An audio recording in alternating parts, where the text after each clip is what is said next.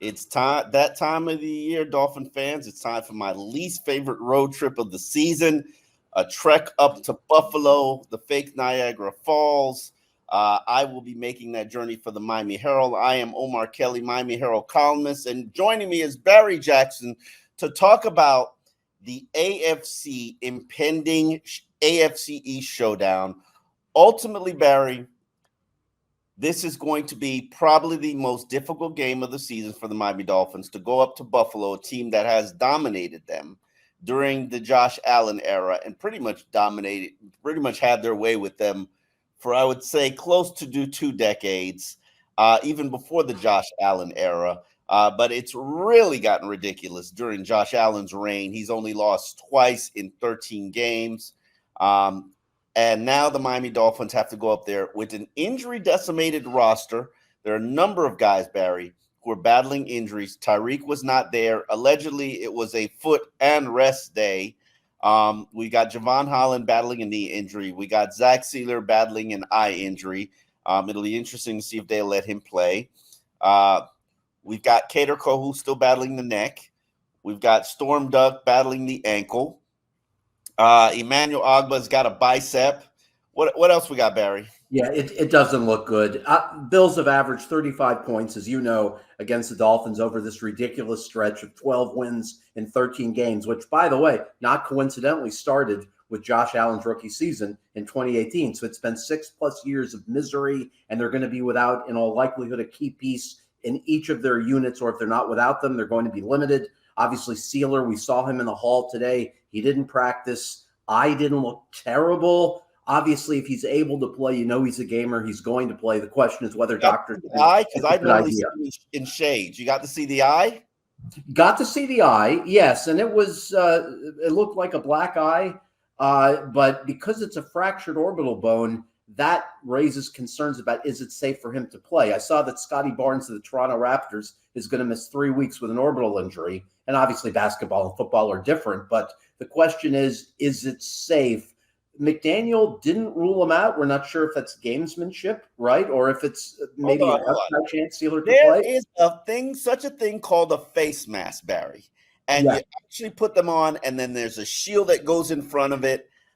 I don't know. Maybe you're worried about other damage that happens, but Zach Sieler, if there was a guy who was an Iron Man and a guy who was going to do a Cal Ripken thing and generally play through an injury or pain, it would be Zach Sieler. So I'm not ruling him out just yet. However, we know with the Mike McDaniel era, if there is an issue, they are a week more cautious than a lot of teams would be.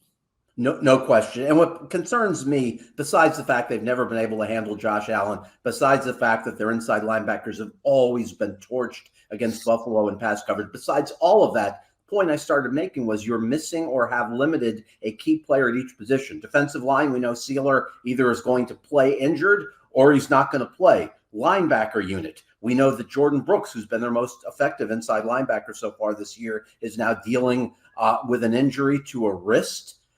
So he was limited today. We don't know about his status. We know that Emmanuel Ogba, who's their best healthy pass rusher at this point, he was out today with a bicep injury that had sidelined him a couple of weeks ago. He also is ill today. And then on the back end, obviously, you could be looking at another week without Kader Kohou, who has struggled mightily against Buffalo but played well overall this year. And obviously, as you said, Jevon Holland. The takeaway I think that you and I had from McDaniel's comments today is that they're not terribly optimistic about Holland this week. That's just sort of us inferring from his comments where he said he's not worried about long-term and this season, but the fact that he's concerned for this week, just all the circumstances, Omar, add up to what we've seen quite a bit of over these last 7 years, which is a Buffalo beatdown. I hope that's hold on, Barry. I'm not throwing in the towel just yet. I give him a punch. It looks grim. I mean, that's the beauty of sports. Hopefully they'll surprise us on Sunday. Wouldn't it be great if they emerge with a win and keep the season relevant, get to 3-5, then the rest of the season becomes meaningful instead of 2-6 when you dug yourself a hole that's probably going to be impossible to come out of.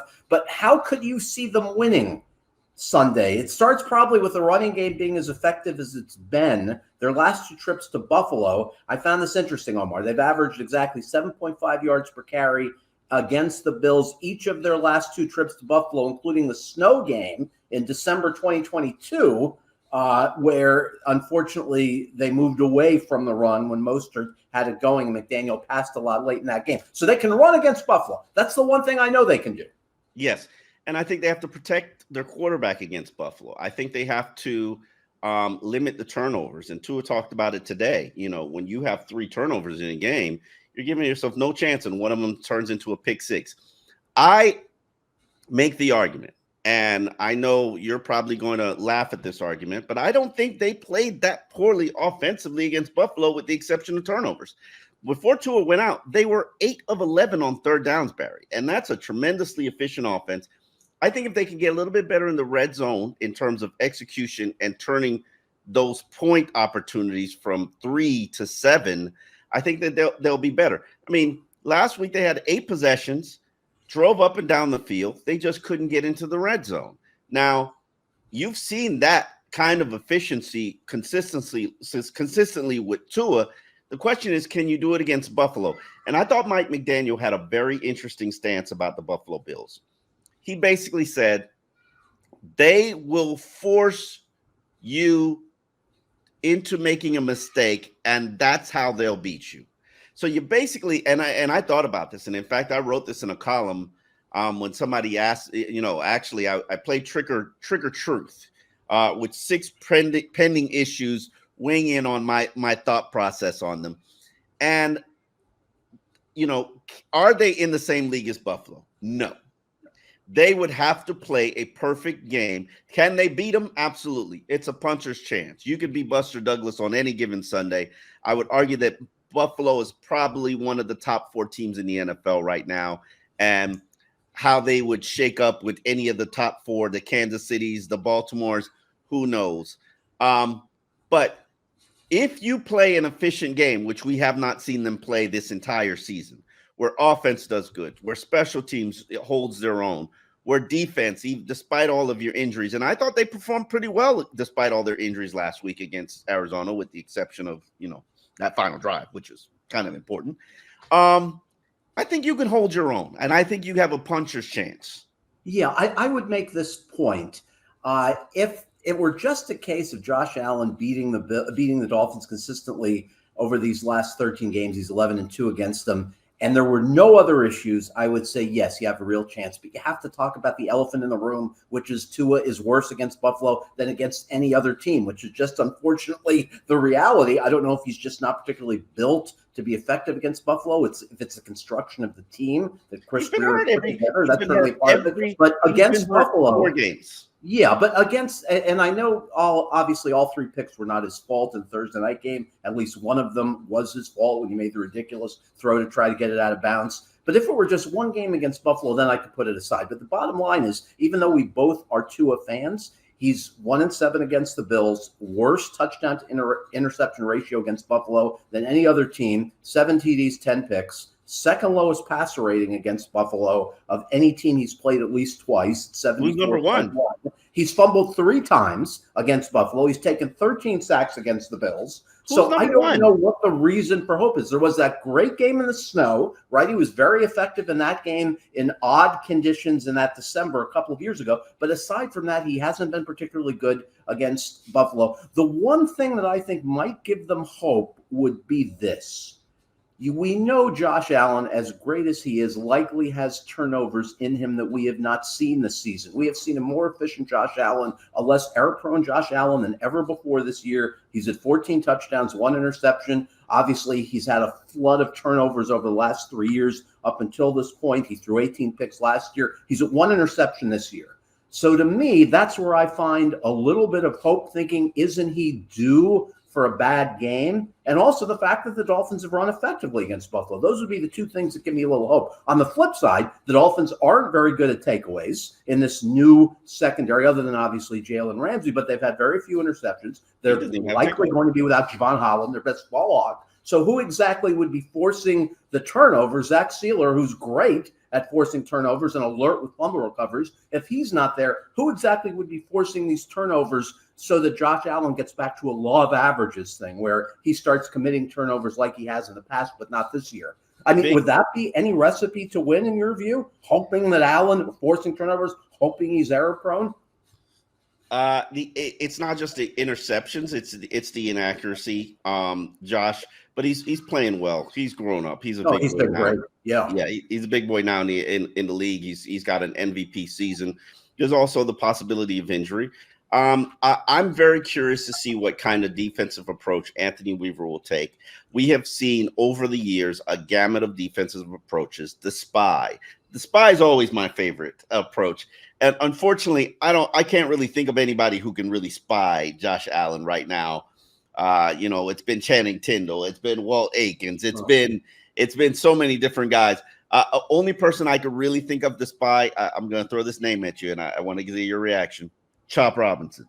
And you know what? It'd be fun for them to use him in that role. He obviously has the athletic ability. What's really killed them, and you mentioned Tindall. I don't want to get off on a tangent, but I just want to make this point. What's killed them is that they haven't been able to find cheap talent, good players in the draft, other than running back over these last 3 years. And I point to Tindall, third-round pick. I know a lot of third-round picks don't hit, but if you'd simply been able to do the skill set which they thought to be able to do, rush the quarterback, be a spy on quarterbacks who have mobility. We saw it for 11 snaps in the Josh Boyer defense against Justin Fields, and we've never seen Channing Tindall as a spy again. Hasn't played a single snap this year. So this all speaks to if they could just have gotten something from any of these last 3 drafts other than A-Shane, other than Jalen Wright, and they haven't had a ton of picks, but what they've had, they've either squandered them or we haven't seen the players develop like Robinson yet, obviously. Patrick Paul, we don't know about him. Maybe he'll be a good player, hopefully. But you just needed more cheap, good labor from these last 3 drafts to fill specific roles like the spy role. They haven't gotten it, one of many reasons why they're in the position they're in.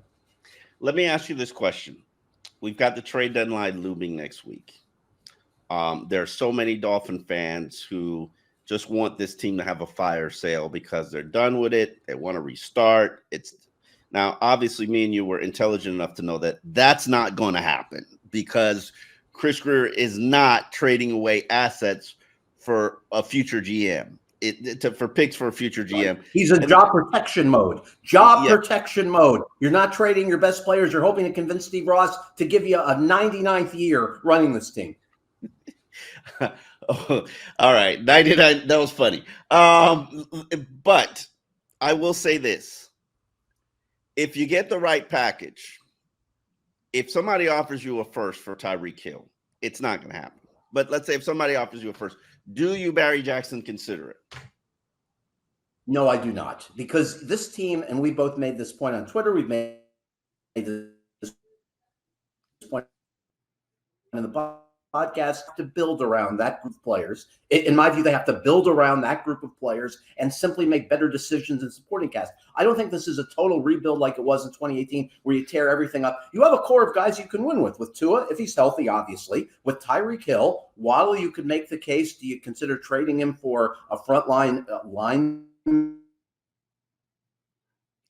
Trading Waddle for at the chance of those players. You have good running backs to build around. So there is a core here, as we've talked about, to be a 9, 10, 11 win team like they were last year. So you don't blow it up. And also the value you get at the trade deadline is not particularly good. Look at what some of these players are getting who are being traded by the dregs of the league like Carolina. They're getting conditional 6, conditional 5. What value are you going to get? And remember, Chris Grier wants to hold on to his job, which to me would appear more at risk than at any time, because obviously Steve Ross hears the noise from the fan base. They've totally turned on Chris Grier. Obviously, you and I and the other media members who pay attention have noticed, not just noticed, but have actually chronicled all of the mistakes that have been made by Grier and this regime over the past 7 years. So there's clearly more pressure on him. So the last thing Grier is going to do is go to his owner and say, you know what, I screwed up on the last rebuild. I need another rebuild. Give me another 5 years. Everything's going to be fine. That's the last thing he's going to do. I need another 9 first-round draft picks. I don't see turning the payroll. I could see maybe they do something like a Jeff Wilson if they're sitting here at 2-6 after Sunday and another team needs a backup running back and you get a conditional 7th-round pick.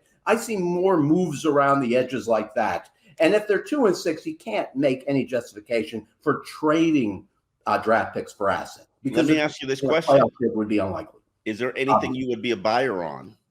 Not if they're 2-6. If they miraculously win on Sunday and you're sitting there at 3-5, I would absolutely look at the market for pass rushers that you could get for a conditional 4th or a conditional 5th. But if you're 2-6, it's pointless to trade away any more draft picks for help when obviously the odds of a playoff berth would be so slim if you're sitting there at 2-6. I mean, is there something radical which you would do, or do you think you just have to play it out and then have major decisions made by Steve Ross in January? I want the season to play out no matter what. However, I'm not opposed to them going out and getting some defensive line help. I mean, when you look at where this roster is from an edge rushing standpoint, especially with Emmanuel Ogbah in that bicep, and we don't know if that's going to rupture at any point. We already heard earlier this week, Mike McDaniel basically said Bradley Chubb has an ACL plus and hinted that, hey, this season is kind of unrealistic, maybe in December. He didn't update us on Cameron Good. Cameron Good is actually never mentioned, but that's another name that could, you never know. You actually just need bodies at this point. And I'm not super down on Chop Robinson. I think he's become a little bit better from an edge setting standpoint. I do believe in what these coaches have said, where the sacks come in bunches. They do. And sometimes he's close. He's just not finishing. And, does he need some better pass rushing moves? Absolutely. That's one of the reasons why I think he's working with Teron Armstead after every Thursday practice to work on his pass rushing sets and counters and things of that nature. But I think I have two things. Omar, I was going to tell you, I have two things on Chop Robinson I wanted to share. One is from a pressure standpoint, his numbers are not bad. 11 pressures and 104 pass rushing snaps. That's actually top 40% among edge rushers in the league. So he's getting pressures. As far as sacks go, here's an interesting number for you. Of edge players who have played as many snaps as Chop Robinson, there are only 4 in the league, including Chop, who've played 100-plus pass rushing snaps who don't have a sack. He's in that group. So at some point, you have to start converting those. A case could be made for more Mo Kamara this week. I mean, obviously, Tyus Bowser's had his chance. He's going to keep playing because he knows the system. Weaver has trust in him, even though he was poached from Seattle just a couple of weeks ago. But I think the case could be made for Mo Kamara because what do you have to lose? You're getting nothing for your pass rush now. Yeah, I never feel comfortable with that because these coaches see these players in practice. Maybe they see them on the scout team. If you're not making things happen on the scout team, I'm not necessarily certain I'm going to put you in the game and all of a sudden it's going to magically happen for you. I'm the same way with, yes, Jalen Wright is having a productive 5.3 yards per carry season. I know you're on the Jalen Wright bandwagon. He needs to play more. He needs to get more carries. And I would argue with you, maybe a series in the second quarter, maybe a series, the third series, get him into the rotation. But, these coaches, they see these players at practice. Eric Studzville is a professional at what he does. And if he feels that this is the right rotation for me, who am I to argue? And then a lot of times, I'm not making excuses for any of these guys based on their numbers, but Raheem Mostert has been in short yardage goal line situations.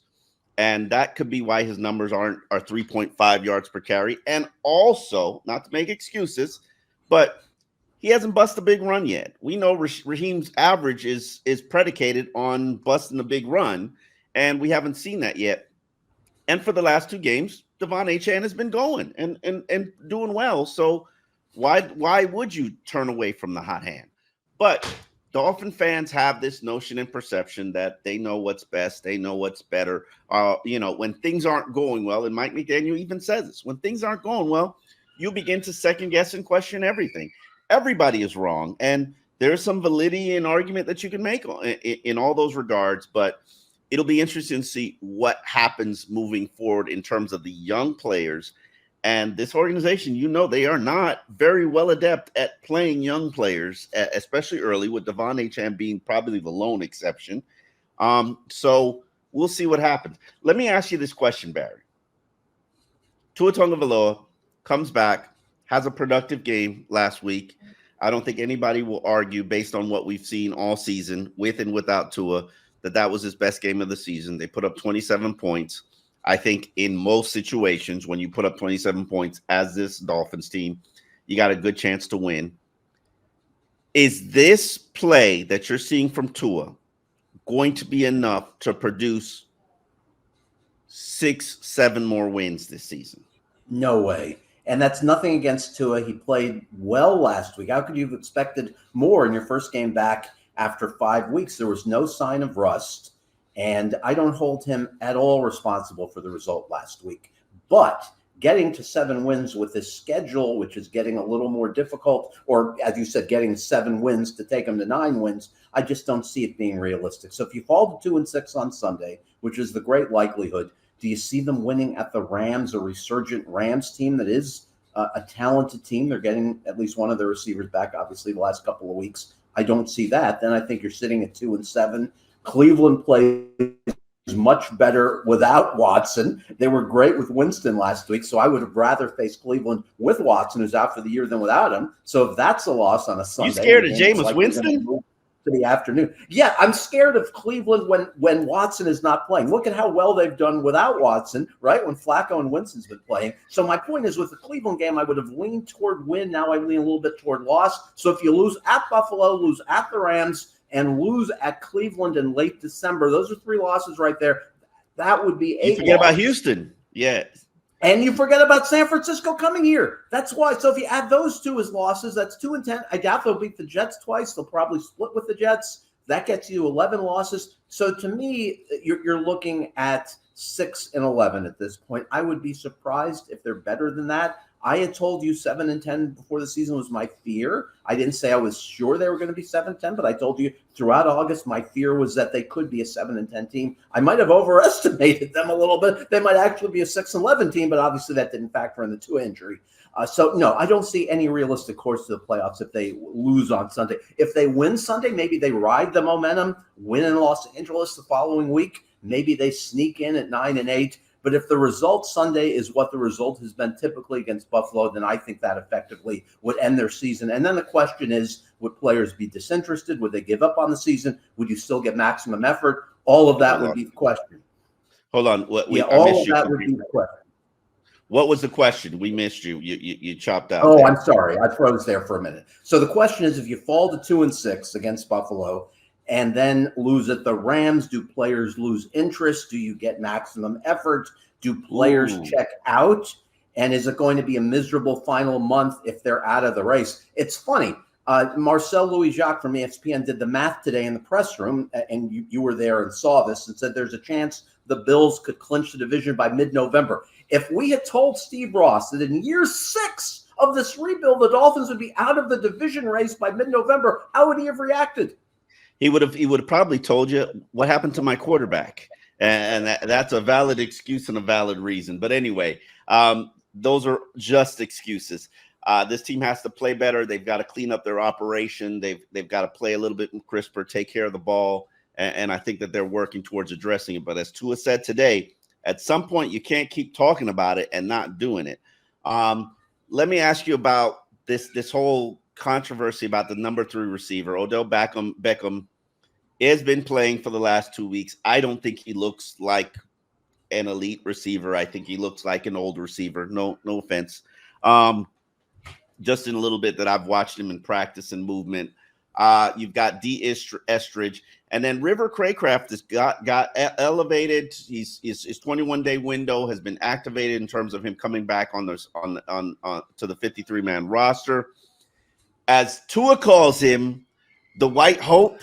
White Hope. He's the great White Hope. He didn't call him the great Caucasian Hope. He called him the great White Hope. And I'll tell you why. Their chemistry, and fans know this, their chemistry was terrific in preseason. And you know what? I got a question for you.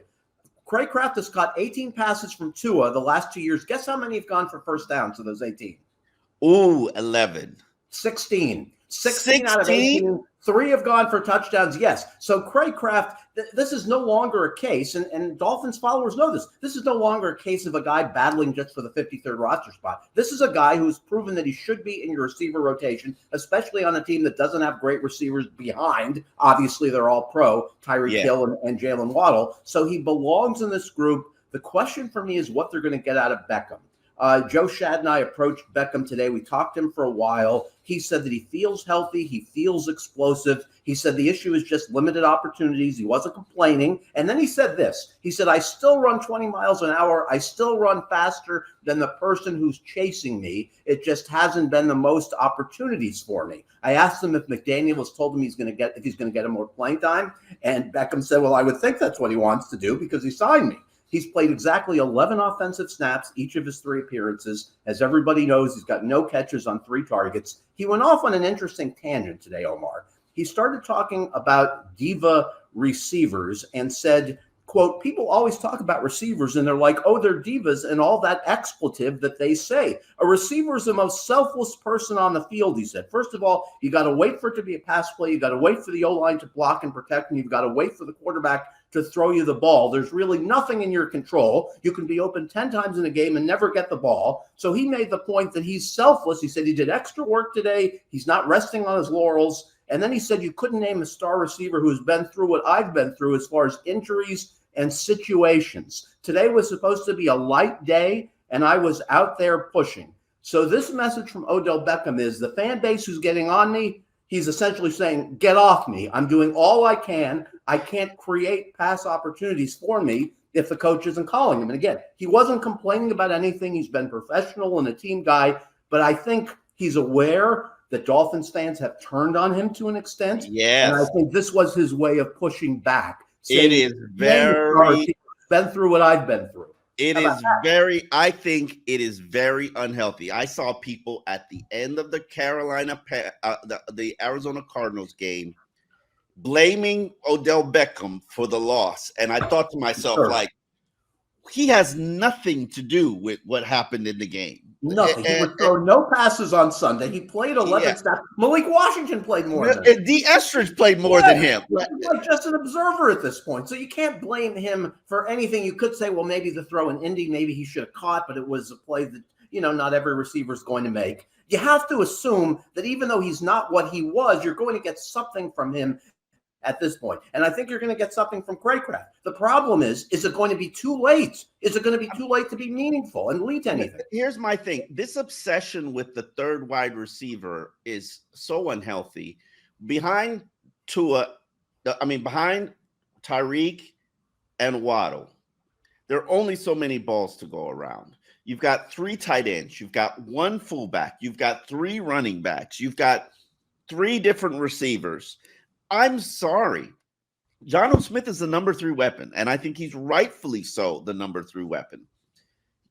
There's not enough balls for Odell Beckham and Malik Washington and River Craycraft. To me, you know who I'm playing, Barry? I'm playing the one that knows his assignment and the one that's blocking like a mofo. That's who I'm playing. And more than likely, that's probably going to be River Craycraft. Yeah.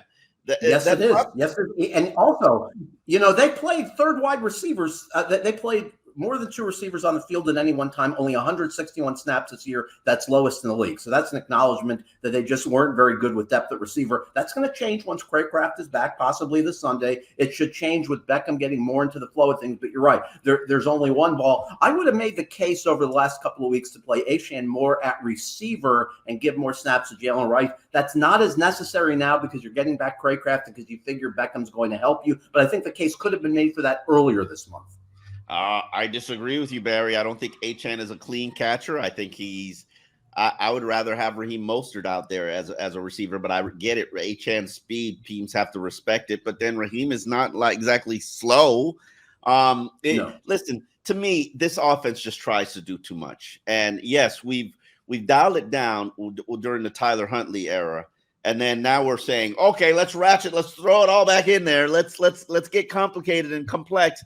And to me, I think the success for this team will be continue to do what you've been doing, which is run the football and run it well and consistently own time of possession and take care of the football, convert third downs as a quarterback, and then be efficient in the red zone. Now, if Odell Beckham can help you in the red zone, which is where I think they desperately need some help, then let's do it. More power to it. I think if there was one criticism I had about Mike McDaniel and his play selection, play calling, play design, it's red zone execution, because how many times are we going to throw fades to Tyreek Hill in the back of the end zone? And it just doesn't look like a great pass. Right. And I'd like to see Jonnu Smith utilized more in the red zone. You have to take advantage of your taller bodies who are skilled in that area. I'll tell you what else I would like to see. How about special teams finally making a difference in any game for this team, aside from the occasional Oh, Jason don't do Sanders it. game? We've had Braxton Berrios returns. Yeah, but look what happened in Game 18 last year. You lost the division in part because of Deontay Hardy's 96-yard punt return by Buffalo against Miami last year in Week 18 that won the division for the Bills. Two players tore an ACL on that play. What do you want, Barry? Yeah, exactly. Dolphins have either no yards or 1 yard on punt returns against Buffalo in 4 of their last 5 games. They've got nothing that's made a difference in special teams in the stretch of 12 losses in 13 games.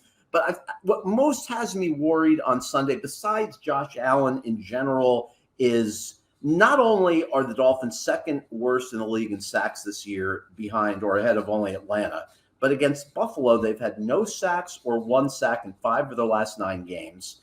They did get 13 pressures on Allen in the Thursday night game, which was a good sign, but they've not converted nearly enough of their pressures into sacks during these 13 games when Josh Allen is 11-2 against them. Buffalo has 24 sacks over that stretch. Miami has only 12 in their last 7 games. Bills 24 sacks against Miami, 12 by the Dolphins. So I just don't see where the pass rush is going to come from, especially if Sieler's not playing, especially if Ogba is limited. Once they lost Jalen Phillips, and once we saw, again, this recurrence, Omar, of the Holland issues and Sieler's injury, it's just hard for me to envision a defense that wasn't as good as a year ago. You're going to subtract 3 key pieces in a critical part of the season against Arizona, probably against Buffalo. How do you survive that, especially without Bradley Chubb this year? This defense is not talented enough, nor are most defenses, to survive losing 4 of their best 5 or 6 players. They can't do it. It's not realistic. You can blame it on team building. You can blame it on luck, but they have none of the ingredients they need in place to pull off an upset Sunday. It's going to take divine intervention, I think. Definitely. Well, we will be here at the Miami Herald, Dolphins in Depth. We will be back on Friday to give you a wrap-up of what the week looks like and some of our predictions. On that note, we will see you later.